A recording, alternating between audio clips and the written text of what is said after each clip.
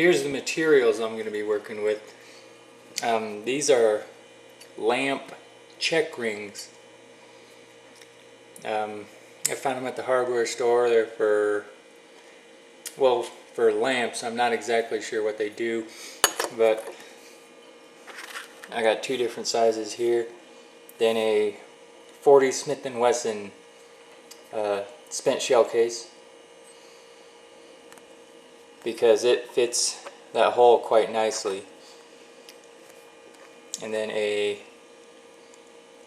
3/32 diameter brass tube. All of this stuff is brass, which means I can solder it. So I'm going to get started. I'm going to have to expand the mouth of this out just a little bit so that it'll fit nice and snug,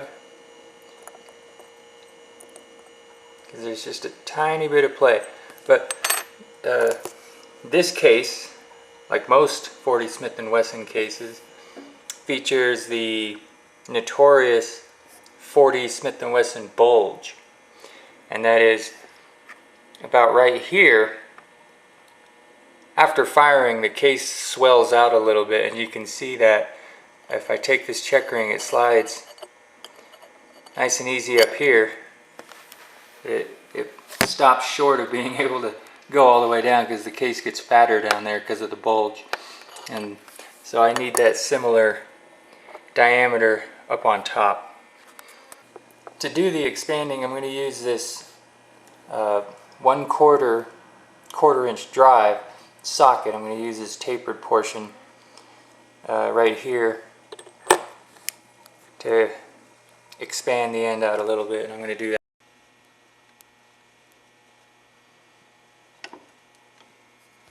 Now I've got the case mouth expanded out to the point where it'll hold this smaller check ring just like this. And this larger check ring is going to go on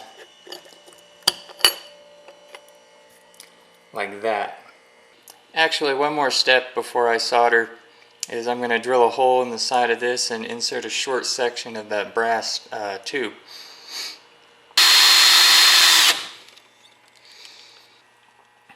You need the hole to be just above the case web. As you can see, I just barely nicked the web down there. You wouldn't have been able to really get that hole any lower. Alright, I got everything prepped for soldering. I've used solder paste in this case. It's got the flux already in it, and everything is assembled with solder paste. I'm going to begin heating.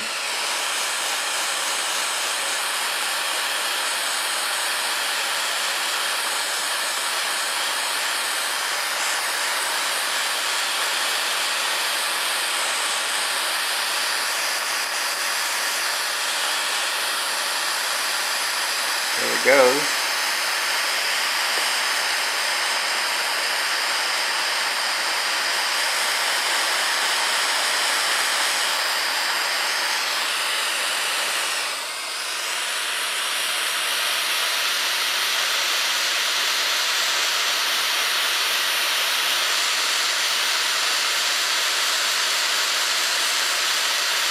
I'm continuing to heat because I can't see that smaller check ring.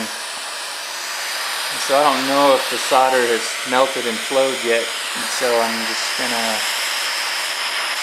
make sure the case is nice and hot. Everything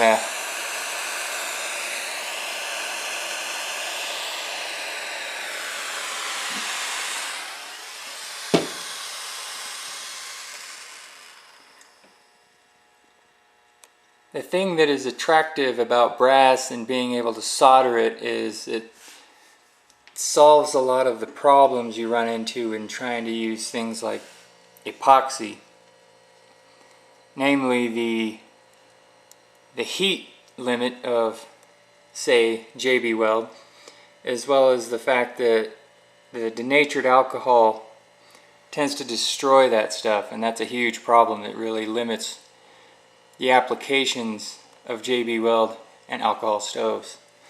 And so soldering gives you a joint that's going to be able to withstand a lot more heat than JB Weld, and as far as I'm concerned, it's impervious to the alcohol. I'm going to let that cool down. You don't want to disturb the joint while it's cooling. And here's the completed stove. The reason why I made this stove is I wanted to answer a question I had. And that was, if you had these carbon felt burners that are being fed an external fuel supply, do they require a large stove body? And it would appear that they don't. If you didn't have an external fuel supply, then your entire fuel supply must be held inside the stove, which would necessitate a large stove body. But if your stove is going to purely be external fed from like the bubbler type things, then it seems that a large volume there isn't necessary. I also wondered perhaps if the body, the inside diameter of the stove body, which houses the center wick, had something to do with the center wick having sufficient capacity to replenish the donut here. In other words,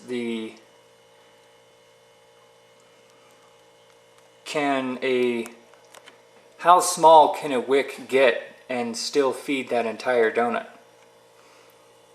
And well, since I'm using a 40 Smith & Wesson case, this wick's diameter is roughly 4/10 of an inch.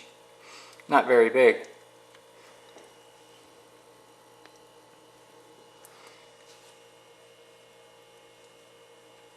I think with this one I may get additional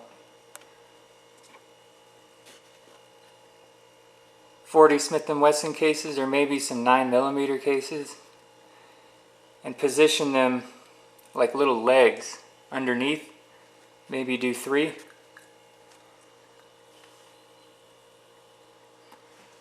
But now I've got a reason to actually build a bubbler, because this really isn't what you'd want to be using.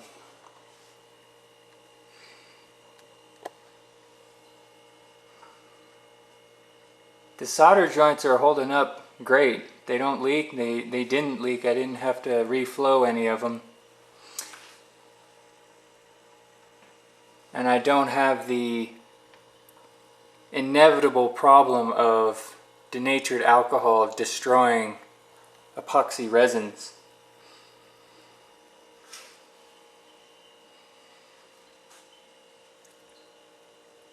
So I don't know, I may toy around with this a little more. This is my first carbon felt burner, and I've been delaying making one because I wanted to wait until I, had a unique idea, or at least unique as far as I know.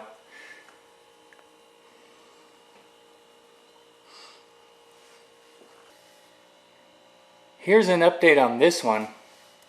I've replaced the aluminum burner arms with brass ones. And the brass arms allowed me, first of all,